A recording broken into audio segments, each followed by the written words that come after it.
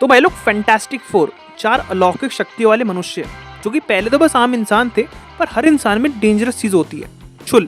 तो अपने Reed Richards भाई साहब को चुल थी स्पेस एक्सप्लोर करने की। तो ये अपने बेस्ट फ्रेंड इन बेहद खूबसूरत महिला और इन महिला के भाई के साथ स्पेस एक्सप्लोरेशन के लिए गए। पर स्पेस की कुछ और ही योजना थी। वहां पर कॉस्मिक रेडिएशन ने इन चारों की अच्छे से ले ली और इस दुर्घटना का अंजाम ये हुआ कि अपने बेन ग्रिम जो कि रीड के बेस्ट फ्रेंड थे वो पत्थर बन गए। मेरी सू स्ट्रॉन्ग को गायब होने की शक्तियां मिल गई और जॉनी की अच्छे से जल गई। और अपने रीड रिचर्ड्स भाई साहब को अपनी पूरी बॉडी या किसी भी बॉडी पार्ट को कितना भी स्ट्रेच करने की ताकत मिल गई, किसी भी बॉडी पार्ट को। और ये चारों तब से साथ में रहते हैं बैचलर बिल्डिंग में और दुनिया की रक्षा करते हैं। चुल इंसान की अच्छे से ले लेती है, एक ये है और एक जुरासिक पार्क वाले चचा। खैर, तो फैंटास्टिक फोर मार्वल की सबसे पॉपुलर सुपर हीरो टीम्स में से एक है, जिसके फिल्म राइट्स को 1994 में मार्वल ने 20th सेंचुरी फॉक्स को बेच दिया था, जिसकी बदौलत फॉक्स वालों ने 2005 और 2007 में फैंटास्टिक फोर की फिल्में बनाई, जिनको मैंने सिर्फ इन मोहतरमा के लिए देखा था। और रीड के साथ मैं अग्री करता हूँ। इसके बाद 2015 में भी एक फैंटास्टिक फोर की फिल्म आई थी, जिसके बारे में बात नहीं करते।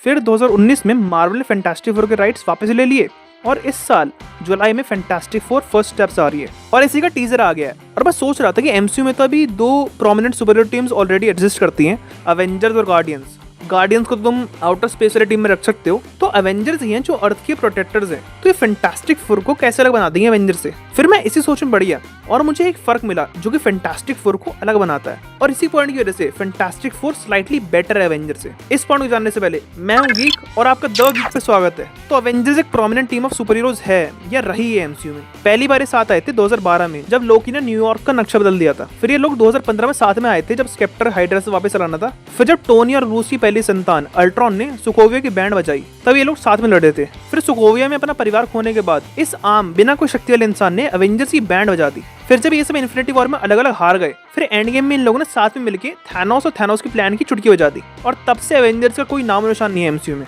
तो इन सबसे जो सबसे बड़ा फर्क दिखता है फैंटास्टिक फोर और अवेंजर्स में, वो ये है कि फैंटास्टिक फोर जो है वो टीम कम और फैमिली ज्यादा है, पर जो अवेंजर्स है वो फैमिली कम है और टीम ज्यादा है। कमेंट्स में गाली देने से पहले सुन लो। तो अगर तुमने फैंटास्टिक फोर की फिल्में देखी हैं या उनकी थोड़ी बहुत कॉमेंट्री पढ़ी हैं, तो तुम्हें पता होगा कि फैंटास्टिक फोर प्यार और अफेक्शन से तो फैमिली है ही, पर अपने खून और अपने एक दूसरे से रिलेशनशिप से भी फैमिली है। क्योंकि सू और रीड अनफॉर्चुनेटली पति पत्नी है और जॉनी सू का भाई है और बेन रीड का बेस्ट फ्रेंड है। तो ये खून और पर्सनल रिलेशनशिप से भी फैमिली है। सू फैमिली की माँ की तरह जो कि सबका प्यार करती है, सबका ख्याल रखती है। जॉनी घर का शैतान बेपरवाह बच्चा है। बेन वो थोड़ा अंडर कॉन्फिडेंट वाला बच्चा है।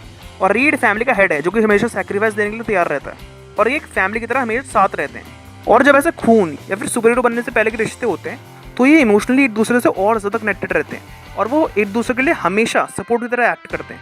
वहीं एवेंजर्स ऐसे नहीं है, वो सब तो एक दूसरे को जानते हैं बस इसलिए हैं क्योंकि वो सुपर हीरोज हैं, पर ऑब्वियसली वो भी अफेक्शनेट हैं एक दूसरे को लेके, वो भी एक दूसरे की केयर करते हैं, पर वो साथ नहीं रहते साल भर। वो बस तभी साथ आते हैं जब उन पर कोई बड़ी आपदा आती है, वरना वो अपनी अपनी लाइफ में खुश रहते हैं। क्लिंट अपनी लॉरा के साथ बच्चे पैदा करता है, आयरन मैन पेपर के साथ मौज में रहता था, थॉर एसगार्ड या और कहीं घूमता रहता है। बस जो ज़्यादातर साथ में रहते थे वो थे नताशा, स्टीव, बैनर, क्योंकि इनकी कोई फैमिली थी नहीं। और कुछ कुछ कैरेक्टर्स ने तो ऑन स्क्रीन एक दूसरे से डायरेक्ट बात बहुत कम की है। तो ये बस जब ही साथ आते थे जब इनका पर्पस या मिशन एक होता था। तो अवेंजर्स में प्यार तो जरूर है एक दूसरे को लेके, पर वो एक दूसरे को फैमिली कंसिडर नहीं करते। वो फैमिली कम और प्रोफेशनल कलीग्स या फ्रेंड्स ज़्यादा हैं। तुम्हें बताओ, कभी हमें अवेंजर्स में ऐसा मोमेंट देखने को मिला?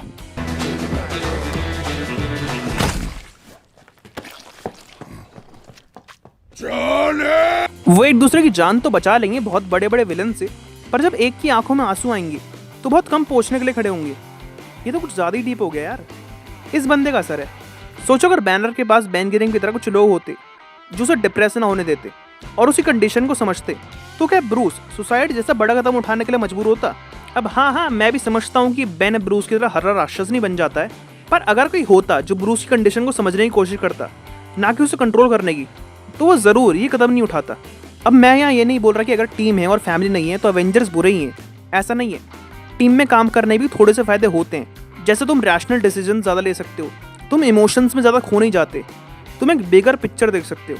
पर फैंटास्टिक फोर में हर मेंबर के पास एक अपर हैंड है अवेंजर्स पे, कि उनके पास हमेशा लोग हैं जो उनकी कंडीशन समझ सकते हैं, क्योंकि सबको एक टाइम पे एक ही सोर्स पावर मिली थी।